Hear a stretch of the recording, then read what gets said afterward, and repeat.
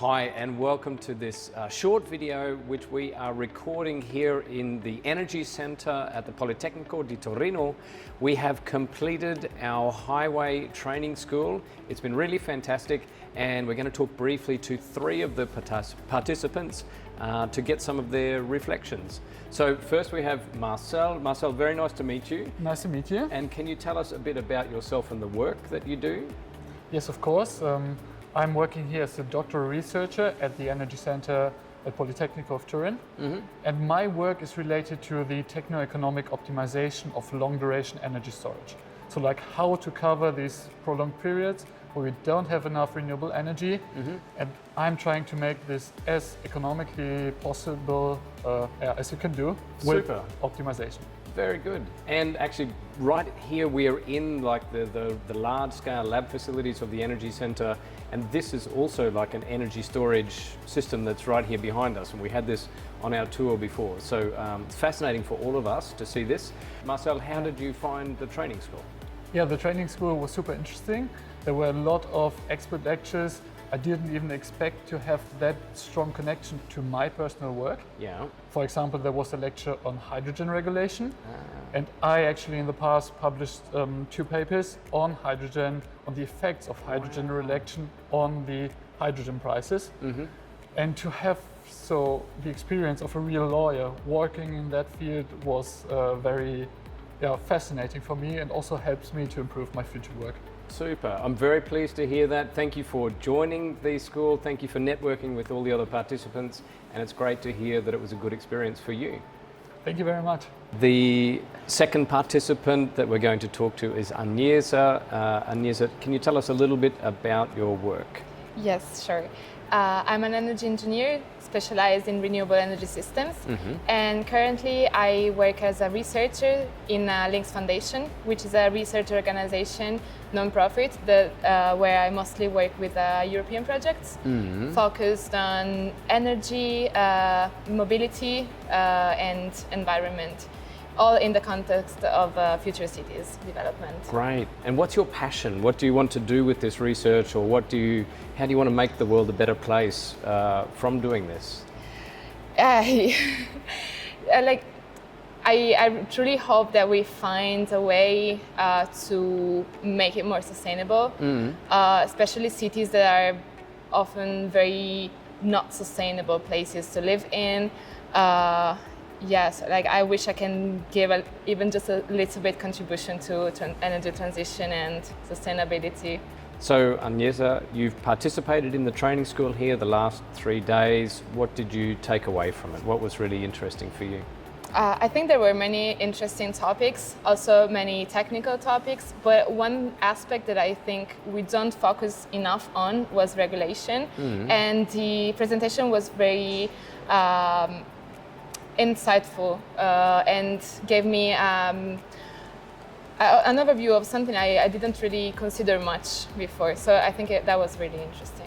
And I also had not seen much of a presentation like that before, and I appreciated at the beginning we saw this time frame from back in 2019 when not much existed through to where we are today, and it's still changing and still evolving. It was really quite fascinating.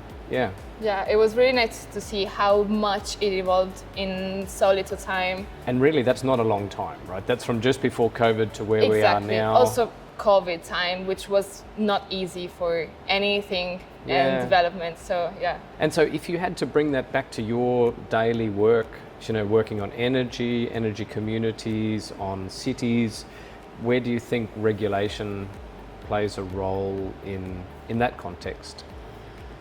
I think it can play a role in pushing more stakeholders to be engaged in energy communities and sustainable energy activities. And if you don't have regulation, it's hard to get people involved. Great. So that's very important. Super. Thank you so much for your contributions. Thank you. So the third student that we're going to hear from is Rania. Rania actually came with us from Luxembourg, from the University of Luxembourg, and has just started her PhD. So can you tell us very briefly about yourself and your interest in hydrogen and energy? Yes, so I will work on Green Deal in the Greater Region. So this project is like a collaboration between like different countries, the Belgium, parts of Belgium, Germany, France, and Luxembourg. And we are going to collaborate with municipalities, and like we are going to promote hydrogen technologies, renewables, and especially we will make people aware of like hydrogen, you know? Yeah.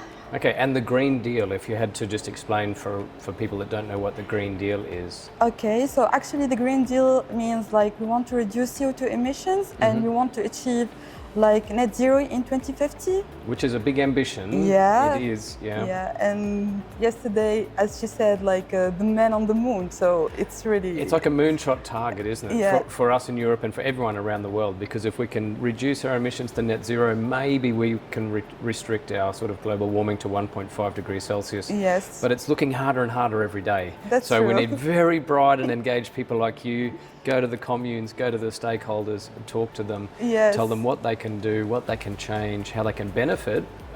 Because these things shouldn't be just costs. There should be benefits for the communities and the communes as well. And for the future generations, like to exist, you know? Yeah. Because with climate change, everything is changing. Exactly, exactly. So how have you found it? I mean, we're here in Turin, in Italy. You've participated in the HyWay Training School for the last 3 days. What was interesting? What did you find impactful? Well, it's a real pleasure to be here and to meet a lot of people from different fields and to exchange, to do some networking. Yeah. And I like the most like like in this training school, everything was covered from like technical part to economical part to regulations. So that was like, let's say, insightful and rich of information. Yeah. Yeah. So, you know, we discovered a lot of pathways to produce hydrogen from waste. And it was like a very interesting topic. Yeah, and I mean, I'm supposed to be here as one of the teachers, but I keep learning so much from the other speakers and from the other participants. But some of the things we heard today as well about, you know, the techno-economic analysis of how hydrogen can be used in different transport sectors and in different industries to decarbonize. And it's great to see that people are doing the really detailed analysis of, you know, where it makes sense to use hydrogen, where it makes sense to electrify, and that there are sectors and there are applications and there are use cases where it doesn't make sense to use hydrogen, but there are others where only hydrogen will allow us to have like a sustainable application of that technology or that mobility. And I found that fascinating. Yes. So even the professors come to a training school and learn a lot of new things. Yeah, and finally, I think it's like it will be a combination of solutions, you know? Yes. Energy efficiency, electrification, hydrogen, carbon capture. Yeah. So it will be like different fields, different people, and I think also for jobs, like creation of jobs for like the next year. So it will be something good. I hope so. Yeah. Good. Thank you for coming and participating, Rania. Thank you for giving a short interview to tell us about your reflections on it. I wish you every success in your research. Yeah, thank you.